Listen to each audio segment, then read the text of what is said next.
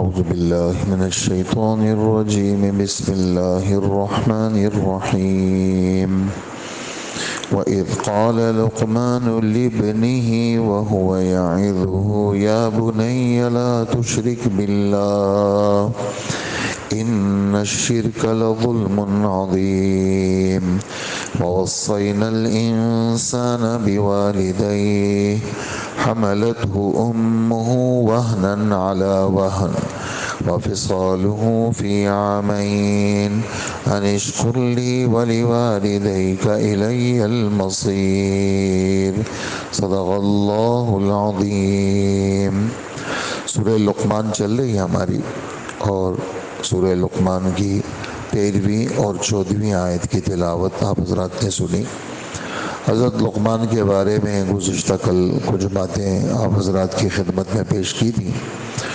ان کے اپنے بیٹے کو نصیحتیں کافی ساری ہیں، چلیں گی ہماری اس رکوع کے اندر. حضرت شیخ الحدیث رحمۃ اللہ علیہ نے فضائل صدقات کے اندر ان کی کافی ساری نصیحتوں کو جمع کیا ہے.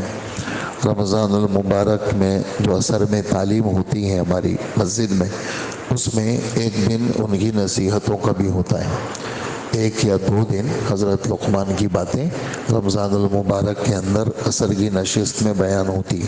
ممکن ہے اس کے اخیر میں شاید ہم اس کو بھی بیان کریں. پہلی نصیحت حضرت لقمان اپنے بیٹے کو فرما رہے ہیں، اور اس میں یہ ہے کہ یعنی اپنے بچوں کو دین کی باتیں بتانا، دین کی نصیحت کرنا، خاص کر کے عقائد کے بارے میں. یہ یعنی سب سے پہلا نقطہ. بعد میں تو اور کافی ساری باتیں بھی حضرت نے کی ہیں، وہ عبادات کے قبیل میں سے ہیں، لیکن سب سے پہلے دل دماغ کو وہ اللہ کے ساتھ وابستہ کرنا، اللہ سے شکایت نہ کرنا. ہر معاملہ ہر کوئی معاملہ جس قسم کا جو بھی حال آتا ہے، اس حال کی نسبت اللہ کی طرف کرنا، اور ہر حال کے اندر اللہ سے راضی رہنا، اور اللہ کے ساتھ عبادت کے اندر اور کسی بھی صفات کے اندر اللہ کے ساتھ غیر کو شریک نہیں کرنا. اللہ کے ساتھ غیر کو شریک نہیں کرنا ایک لمبا موضوع ہے اور پوری شریعت کا خلاصہ ہے. بس اس میں موٹی بات یہ ہے کہ لا الہ الا اللہ اس کا مرکزی نقطہ ہے کہ اللہ کے سوا کوئی معبود برحق نہیں ہے. یہ اس کا یعنی مرکزی نقطہ ہے اس کا. اس سلسلے میں اللہ جل جلالہ کا جو دستور ہے، ان کا جو معاملہ ہے اور ان کی جو باتیں ہیں قرآن پاک کے اندر، احادیث قدسیہ کے اندر، وہ بہت سخت باتیں ہیں. یعنی اللہ جل جلالہ نے خطاب کیا ہے نبیوں کو، اور مراد ہے عام لوگ، اس لیے کہ نبی تو کسی صورت میں مشرک نہیں بن سکتے، ورنہ نعوذ باللہ خدا کا انتخاب غلط ہوتا. اللہ نے ایک شخص کو نبی بنایا، توحید کا زندہ کرنے والا بنایا، وہ اللہ کا نعوذ باللہ مخالف بن جائے، یہ تو اللہ کا انتخاب غلط ہو گیا. تو نبی تو کسی صورت میں مشرک نہیں بن سکتا، اور نبی تو کسی صورت میں کسی گناہ کے قریب نہیں جا سکتا. لیکن ہمارے رب نے نبیوں کے لیے جو گفتگو کی ہے اس معاملے میں، شرک کے معاملے میں، 7واں پارہ، اس میں ایک لمبی فہرست ہے انبیاء کی.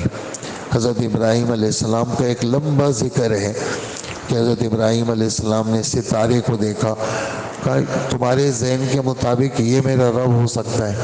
پھر کہا کہ نہیں، ڈوبنے والا ہمارا رب نہیں ہو سکتا. پھر اگلی رات کو چاند دیکھا، کہا یہ بڑا ہے، ممکن ہے تمہارے ذہنوں کے مطابق یہ میرا رب ہو. لیکن جب وہ چاند بھی ڈوب گیا تو کہا کہ میرے رب نے مجھے توحید کی تعلیم دی ہے، اگر نہ دیتا تو میں گمراہ ہوتا. اگلی صبح کو سورج دیکھا، سورج چمکتا دمکتا، شام ہو گئی، وہ بھی ڈھل گیا. پھر فرمانے لگے کہ میں بیزاری کا اعلان کرتا ہوں اور میں مشرک نہیں ہوں. یہ حضرت ابراہیم علیہ السلام کی بات 7ویں پارے میں. اسی سے 2-3 آیتوں کے بعد اللہ پاک فرماتے ہیں الذین آمنوا ولم یلبسوا ایمانہم بظلم، ایمان والے جنہوں نے ظلم کے ساتھ اپنے ایمان کو مکس نہیں کیا، خلط ملط نہیں کیا۔ یہاں حدیث مبارک کے اندر صحابہ نے پوچھا اللہ کے رسول، ہم تو پتہ نہیں کیا کیا ہم سے ہوا ہوگا زمانے ماضی میں، اب ہم آپ کی صحبت میں آئے ہیں، ہمارے رب فرماتے ہیں کہ انہوں نے ظلم نہ کیا ہو، ہماری تو جان ہی نہیں چھوٹے گی۔ تو اللہ کے رسول صلی اللہ علیہ وسلم نے فرمایا یہاں ظلم سے لوگوں پہ ظلم مراد نہیں ہے، یہاں ظلم سے شرک مراد ہے، یہاں ظلم سے شرک مراد ہے۔ 7ویں پارے کی اس آیت میں ظلم کے لفظ ہے۔ پھر ہمارے رب نے حضرت یعقوب، حضرت اسحاق، حضرت یونس، حضرت ہارون، حضرت موسیٰ و زکریا و یحییٰ و عیسیٰ و الیاس و اسماعیل و ذوالکفل و لوطا، یہ سب نبیوں کا ذکر کرنے کے بعد فرمایا کہ ذالک ھدی اللہ یہدی بہ من یشاء من عبادہ، یہ اللہ کی ہدایت ہے، اللہ کی مرضی ہے جس کو چاہے ہدایت دے۔ اب یہ ٹکڑا آگے جو میں پڑھوں گا یہ سننے کا ہے، کیا وَلَوْ أَشْرَكُوا لَحَبِطَ عَنْهُمْ مَا كَانُوا يَعْمَلُونَ، یہ کتنے بڑے بڑے لوگوں کے نام تم نے سنے، اگر خدا نہ کرے بالفرض ان سے بھی اگر شرک سرزد ہو جائے تو اللہ ان کے سارے عملوں کو تباہ کر دیں گے، ان کا کوئی عمل شرک کے ساتھ قابل قبول نہیں ہے۔ یہ نبیوں کے بارے میں یہ بات، یعنی ہمارے رب کا اتنا سخت لہجہ ہے یہاں پر۔ اسی طرح 24واں پارہ اللہ جل جلالہ اللہ کے رسول کو خطاب کرتے ہیں، وَلَقَدْ أُوحِيَ إِلَيْكَ وَإِلَى الَّذِينَ مِن قَبْلِكَ، پکی بات، یقینی بات، ہم نے آپ پہ بھی آسمان سے وحی بھیجی ہے، آپ سے پچھلوں پہ بھی بھیجی ہے۔ آگے لَإِنْ أَشْرَكْتَ لَيَحْبَطَنَّ عَمَلُكَ وَلَتَكُونَنَّ مِنَ الْخَاسِرِينَ، اگر بالفرض آپ سے شرک ہو جائے، نعوذ باللہ، خدا کی پناہ، تو آپ کے سارے عمل ہم ضائع کر دیں گے اور آپ گھاٹے والوں میں سے ہو جائیں گے۔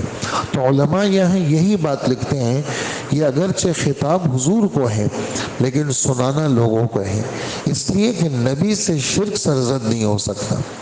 تو اس سلسلے میں معاملہ بہت ہی سخت ہے، لہٰذا یہ سر مرتے دم تک کسی غیر کے سامنے نہ جھکے، لہٰذا شرک کی معمولی سی بو بھی اس کو بھی آپ روادار نہ رکھیں، اپنے اندر آنے نہ دیں۔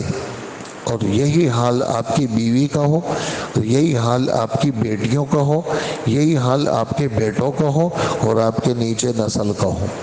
تو یہ تعلیم ہے، ایک تو شرک کی مذمت میں نے عرض کی، ایک یہ ہے کہ گھروں کے اندر اس کا تذکرہ ہو کہ اللہ جل جلالہ ایک ہے، ذات میں بھی ایک ہے، صفات میں بھی ایک ہے، اور اللہ وحدہ لا شریک لہ ہے، اور اللہ وہ کرتے ہیں جو کوئی نہیں کر سکتا۔ آسمان کوئی بنا سکتا ہے؟ نہیں، اللہ نے بنایا۔ بارش کوئی برسا سکتا ہے؟ اللہ نے برسائے بارش۔ اور چاند سورج ستارے کوئی کر سکتا ہے، بنا سکتا ہے؟ نہیں کر سکتا۔ یعنی اللہ وہ کرتے ہیں جو کوئی نہیں کر سکتا۔ کسی ایک ذرے کو پیدا کرنا، انسان کو پیدا کرنا، یہ اللہ کے سوا کوئی نہیں ہے۔ اس لیے چھوٹے چھوٹے بچوں کو بجائے اس کے کہ ہم کارٹون میں لگائیں، بجائے اس کے کہ ہم ادھر ادھر کی گند والی چیزوں میں لگائیں، ان بچوں کو اللہ کے تعارف میں لگائیں۔ بیٹا یہ گھر اللہ نے ہمیں دیا، یہ چیزیں اللہ نے ہمیں دی۔ ہر بات میں چھوٹے چھوٹے بچے جب وہ باتیں سیکھ رہے ہوں ان کو اللہ کا تعارف کرائیں، بڑے بچوں کے سامنے اس کا ذکر کریں، باقاعدہ 15-20 منٹ گھر میں تعلیم کا حلقہ ہو۔ یہ بچوں کو یہی 24 گھنٹے صحابہ کے پاس بھی تھے، یہی 24 گھنٹے امام بخاری کے پاس بھی تھے، یہی 24 گھنٹے امام ابو حنیفہ کے پاس بھی تھے۔ ہمارے پاس منٹ نہیں ہے، ہم کہتے ہیں ہم بہت مصروف ہیں، حالانکہ کوئی مصروف نہیں ہے، فضولیات کے اندر ہماری مصروفیات ہیں۔ فضولیات کے اندر بچوں کو ایمان اور یقین کے لیے وقت دینا، یہ اس آیت کا ہم سے تقاضا ہے کہ حضرت لقمان اپنے بیٹے کو نصیحت کر رہے ہیں کہ بیٹا اللہ کے ساتھ غیر کو شریک نہیں کرنا۔ ہمارے نبی صلی اللہ علیہ وسلم حضرت عبادہ ابن صامت فرماتے ہیں رضی اللہ عنہ، مجھے نصیحت کی اور مجھے میرے نبی صلی اللہ علیہ وسلم نے فرمایا لا تشرک باللہ، اللہ کے ساتھ غیر کو شریک نہیں کرنا۔ وَإِن قُتِلْتَ أَوْ حُرِّقْتَ، چاہے کوئی تجھے قتل کرے یا کوئی تجھے آگ لگا دے، جلا دے تجھے، لیکن اللہ کے ساتھ غیر کو شریک نہیں کرنا۔ معاملہ اللہ کے معاملے میں انتہائی سخت ہو کہ اللہ اللہ ہے اور اللہ کے سوا کوئی نہیں ہے، اسی وجہ سے کلمہ کا حکم ہے بار بار پڑھو، اسی وجہ سے قرآن کی تلاوت کا حکم ہے بار بار کرو، اسی وجہ سے فجر مغرب کے بعد چوتھے کلمے پڑھنے کا حکم ہے کہ 10 دفعہ پڑھو، اپنے تحیات کی شکل بدلنے سے پہلے 10 دفعہ یہ کلمہ پڑھا کرو تاکہ پورا دن تم شیطانی اثرات سے محفوظ رہو۔ اعوذ باللہ من الشیطان الرجیم فجر مغرب کے بعد 10 دفعہ پڑھا کرو تاکہ شیطانی اثرات سے محفوظ رہو، شیطان تم سے گناہ نہ کرا سکے۔ تو ہر جگہ اللہ کو لینا، اللہ کا تذکرہ کرنا، اللہ کی باتوں کو بیان کرنا، یہ ہمارا کیا ہے؟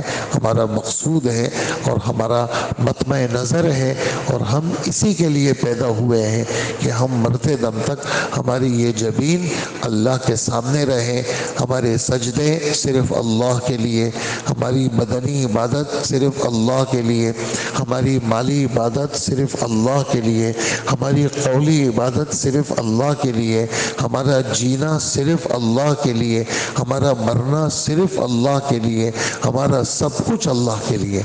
اسی اللہ نے ہمیں پیدا کیا، ہم جو کچھ ہیں وہ اللہ کی وجہ سے ہیں، ہم اس وقت کچھ بھی ہیں وہ اللہ کی وجہ سے ہے، لہٰذا ہم کسی موقع پر کسی لمحے بھی اللہ کو فراموش نہیں کر سکتے، اور ہم ہر حال میں اللہ سے خوش رہیں۔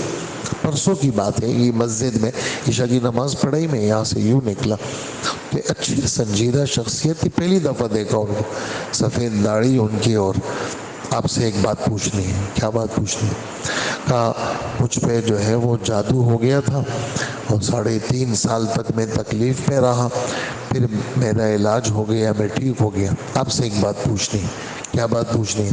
اللہ نے مجھے یہ تکلیف کیوں دی؟ اچھے سمجھدار چہرہ آپ دیکھتے تو آپ کہتے ہیں کہ یہ بہت پڑھا لکھا، بڑا سنجیدہ، بڑا قابل آدمی، لیکن سوال دیکھا آپ نے کیوں رکھا اللہ پاک؟ اللہ پاک تو کسی کو تکلیف نہیں دیتے، اللہ نے مجھے تکلیف میں کیوں رکھا؟ پھر میں نے ان سے بات کی، میں نے کہا کہ اللہ جل جلالہ ہر تکلیف اللہ کی طرف سے آتی ہے، لیکن اللہ ظالم نہیں ہے، اور ہر چیز میں اللہ جل جلالہ بندوں کو ترقی دیتے ہیں۔ تکلیف میں اللہ گناہوں کو معاف کرتے ہیں، اور تکلیف دے کر کے بندے کو جنت میں ایک جگہ مقرر ہے، بندہ عبادت کی وجہ سے نہیں پہنچ سکتا، اور اللہ پاک بیمار کر کے تکلیف دے کر کے وہ جگہ تک پہنچا دے۔ تو وہ سمجھ تو گئے، لیکن دیکھا آپ نے کہاں سے شیطان راستہ نکالتا ہے؟ کیوں ہوا ایسا؟ کیوں ہوا؟ کیوں کا ایک ہی جواب ہے، اللہ کے حکم سے ہوا، اور ہم اللہ کے فیصلے پر راضی ہیں، ہم اللہ کے فیصلے کے اوپر کیا ہیں؟ وہ راضی ہیں۔ تو اللہ کے متعلق ایسی باتیں سوچنا، کوئی حال آ جاتا ہے کہ اللہ نے کیوں کیا، خدا کے ساتھ ضد پہ اڑ جاتے ہیں۔ ہاں، اور یہ آپ کو میں اناڑیوں کی بات نہیں بتا رہا کہ یہ کوئی اناڑی لوگ ہوں گے، یہ اچھے جناب 16ویں جماعت پڑھ لیے اور اس سے آگے بھی جا رہے ہیں، اور جناب اپنے فن کے ماہرین ہیں، اور مہینے کے لاکھوں روپے ان کی تنخواہ ہے، اور ذرا سا کوئی حال آیا اللہ نے کیوں کیا، اور اللہ ظالم ہے نعوذ باللہ، اللہ نے ایسا کیا، خدا کے متعلق باتیں، تو اس آدمی کا ایمان کہاں رہے گا؟ جو اس تکلیف کی نسبت وہ کرتا ہے کہ اللہ نے مجھے ستایا، اللہ نے میرا گھر اجاڑا، دیکھیں فلانے مجھ سے زیادہ گناہگار ہے، ان کے ساتھ تو اللہ نے نہیں کیا، میرے ساتھ اللہ نے کیا. تو چھوٹا سا سوراخ شیطان ڈھونڈتا ہے، وہاں سے گھس جاتا ہے، اور گھس کر کے وہ پھر خون میں گردش کرتا ہے اور وہ آدمی کو گمراہ کر دیتا ہے. اس لیے انتہا سے زیادہ ضروری ہے کہ آدمی اپنے رب کے ساتھ اس کا معاملہ اچھے گمان کا ہو. اور اسی وجہ سے علماء لکھتے ہیں کہ اللہ کے ساتھ اچھا گمان فرض ہے، اور اللہ کے خلاف بدگمانی حرام ہے. اگر بندہ اللہ کے ساتھ بدگمان رہے گا کہ خدا نے اچھا نہیں کیا تو یہ گیا، یہ حرام ہے. اور اللہ کے ساتھ اچھا گمان رکھنا کیا ہے؟ یہ فرض ہے. تو ایک ہی آیت کی وضاحت آپ کی خدمت میں ہوئی، لہٰذا بچوں کا خیال رکھیں تاکہ بچے ہمارے گمراہی سے دوچار نہ ہوں. اور اس کی آسان ترتیب فضائل اعمال ہمارے گھروں میں اس کی تعلیم ہو، اور اس میں اللہ سے ہونا بیان ہوا، حضور کی باتیں، عمل کا شوق. یہ آدمی 10-15 منٹ اپنے گھر کے اندر فضائل اعمال کی ترتیب رکھے اور پڑھ کے سنائے. اگر آپ کو فائدہ نظر نہ بھی آئے تو کم سے کم اللہ کا نام تو آپ کے گھر میں لیا گیا، حضور پر درود تو بھیجا گیا. یہ سوچ کر کے آپ اپنے گھر میں اللہ کا رسول کا نام لیں، انشاءاللہ برکتیں بھی دیکھیں گے، اور ایسی برکتیں دیکھیں گے کہ آپ کی عقل حیران رہ جائے گی. اللہ پاک عمل کی توفیق عطا فرمائے. فرماتے ہیں اور وہ وقت یاد کرو جب حضرت لقمان نے اپنے بیٹے کو نصیحت کرتے ہوئے کہا تھا کہ میرے بیٹے اللہ کے ساتھ شرک نہیں کرنا. یقین جانو شرک بڑا بھاری ظلم ہے. یقین جانو شرک بڑا بھاری ظلم ہے. ظلم کس کو کہتے ہیں؟ آپ سے کوئی تعریف پوچھے ظلم کی کیا تعریف ہے، آپ کہیں گے عربی میں ظلم کی تعریف یہ ہے کسی چیز کے لیے جو جگہ مقرر ہے اس سے ہٹا کر کے اس کی غلط جگہ پہ رکھنا.